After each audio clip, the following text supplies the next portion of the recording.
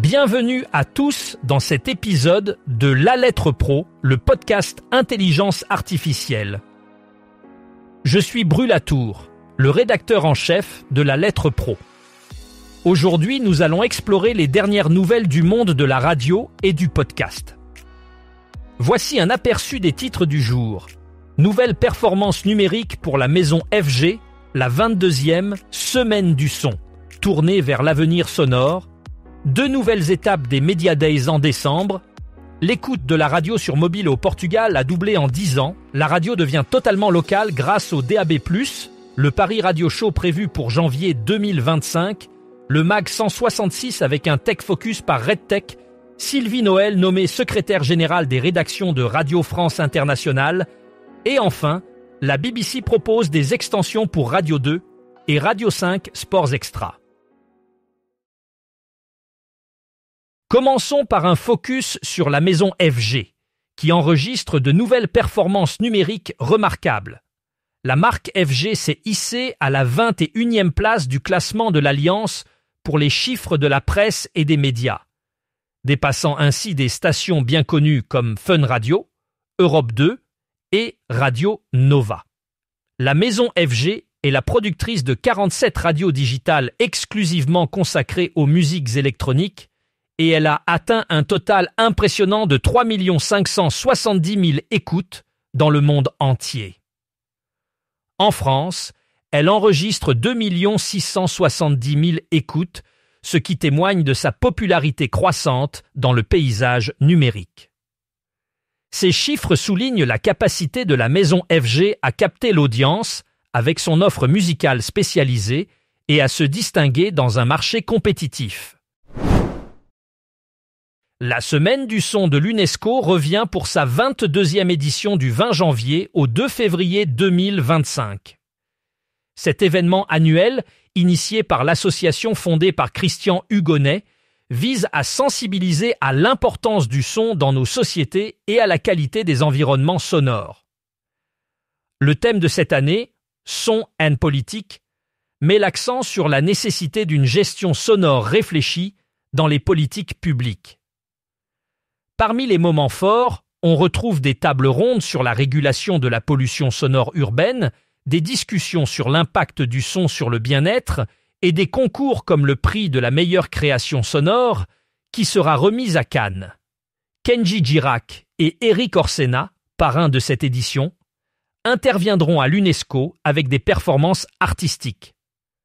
Avec plus de 110 événements dans une quarantaine de villes françaises et une expansion dans 194 pays, la Semaine du son s'affirme comme un rendez-vous mondial incontournable.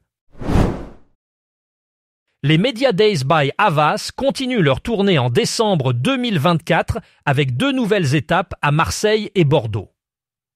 Ces événements gratuits sont destinés aux professionnels de la communication, du marketing et des médias et offrent une immersion dans les innovations et tendances qui façonnent le secteur médiatique. Organisées par le groupe Havas, ces rencontres sont devenues incontournables pour explorer les évolutions de l'écosystème médiatique, échanger avec des dirigeants influents et anticiper les transformations stratégiques de demain. Les prochaines dates sont le 5 décembre à l'Orange Vélodrome de Marseille et le 17 décembre au stade Matmut Atlantique de Bordeaux. Le programme inclut des tables rondes, des keynotes et des sessions interactives, permettant aux participants de bénéficier de l'expertise des leaders du secteur. Les éditions HF motorisent le studio So Media, mettant en avant les innovations sonores avec des thématiques en phase avec les évolutions technologiques. L'accès est gratuit sur inscription et réservé aux professionnels et aux étudiants en dernière année des écoles spécialisées. Au Portugal, l'écoute de la radio sur mobile a doublé au cours des 10 dernières années selon les données de l'étude Barémé Radio de Marktest. Bien que l'autoradio demeure le moyen le plus couramment utilisé pour écouter la radio, d'autres plateformes, comme le téléphone mobile, gagnent en popularité. Cette tendance reflète une adaptation des habitudes d'écoute aux nouvelles technologies et à la mobilité accrue des auditeurs. le doublement de l'audience mobile témoigne d'une évolution significative du paysage radiophonique portugais, où les auditeurs choisissent de plus en plus des solutions numériques pour consommer leur contenu préféré. Cette augmentation de l'écoute mobile est un indicateur de l'importance croissante des supports numériques dans l'industrie de la radio et offre de nouvelles opportunités pour les diffuseurs de s'adapter à ces changements. En Allemagne, la Bayerische Landeszentrale für neue Medien, connue sous le nom de BLM, soutient une campagne de numérisation dans la région de l'Allgäu intitulée Mehr Allgäu im Radio. Cette initiative vise à rendre les actualités radio locales disponibles uniquement via le DAB+, à partir de 2025. Cette transition vers le DAB+, permettra une couverture locale plus étendue et une meilleure qualité sonore pour les auditeurs. La campagne souligne l'engagement de la BLM à promouvoir la numérisation de la radio et à renforcer la présence des contenus locaux dans le paysage médiatique allemand. Avec le DAB+, les auditeurs de l'Allgäu pourront bénéficier d'une expérience d'écoute enrichie tout en accédant à des informations locales pertinentes. Ce passage au numérique est un pas important vers l'avenir de la radiodiffusion en Allemagne, offrant des opportunités pour les diffuseurs de s'adapter aux nouvelles technologies et de répondre aux attentes des auditeurs modernes. Le Paris Radio Show, un événement annuel majeur pour le secteur de la radio et de l'audio digital, se tiendra les mardis 28 et mercredi 29 janvier 2025 à la Bellevilloise, dans le 20e arrondissement de Paris.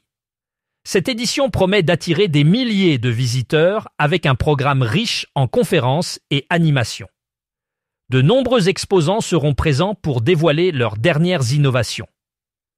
Cet événement est devenu incontournable pour les acteurs majeurs de l'écosystème audio, offrant des opportunités de networking, des débats avec des experts et des rencontres personnalisées sur plus de 2000 mètres carrés. Parmi les nouveautés, le rooftop de la Bellevilloise, avec sa vue panoramique sur Paris, constitue un espace idéal pour des événements et cocktails. Les participants peuvent choisir entre plusieurs options d'exposition ou de sponsoring et un pass partenaire VIP est disponible pour ceux qui souhaitent maximiser leur visibilité sans espace dédié. L'inscription gratuite est déjà ouverte pour les visiteurs. Passons maintenant au Mag 166 de RedTech, qui met en lumière les dernières avancées technologiques dans le domaine de la radiodiffusion.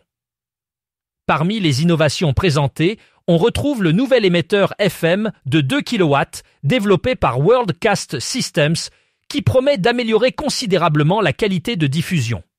Par ailleurs, RCS Revma propose des outils de streaming novateurs qui facilitent la gestion et la diffusion des contenus audio en ligne. Digidia et Ferncast complètent ce tableau avec des solutions avancées pour la radio numérique DAB et DRM ainsi que des technologies de contrôle du volume sonore.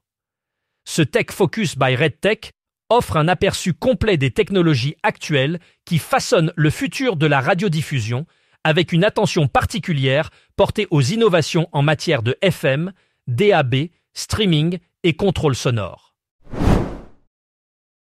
Sylvie Noël a été nommée secrétaire générale des rédactions de Radio France Internationale à partir du 1er décembre, une décision prise sur proposition de Jean-Marc Four, directeur de RFI, et validée par Marie-Christine Saragosse, présidente directrice générale de France Média Monde, auparavant rédactrice en chef du week-end de RFI en français.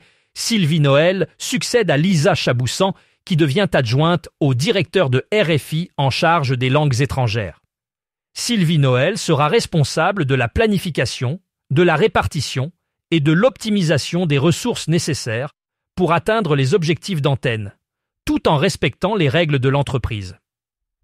Elle travaillera en étroite collaboration avec les responsables opérationnels et les fonctions support de France Média Monde, supervisant une équipe dédiée. Diplômée de l'Institut d'études politiques d'Aix-en-Provence, Sylvie Noël a une riche expérience chez RFI, ayant occupé divers postes depuis son entrée en 1994.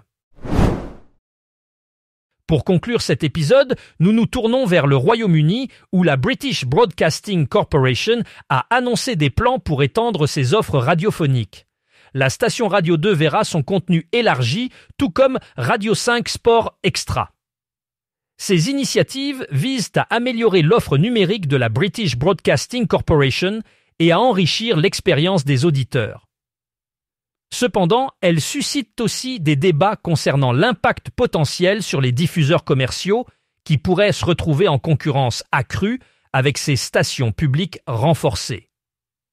L'intention est de répondre aux besoins croissants des auditeurs pour des contenus variés et de haute qualité, tout en s'adaptant aux nouvelles habitudes de consommation numérique.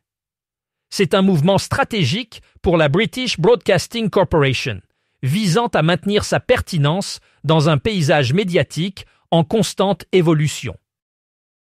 Merci de nous avoir écoutés dans cet épisode de La Lettre Pro, le podcast Intelligence artificielle. Pour plus de détails sur ces actualités et bien d'autres, rendez-vous sur notre site lalettre.pro. Vous pouvez également vous abonner à notre newsletter quotidienne pour recevoir toutes les nouvelles directement dans votre boîte mail. À demain pour un nouveau tour d'horizon des actualités du monde de la radio et du podcast.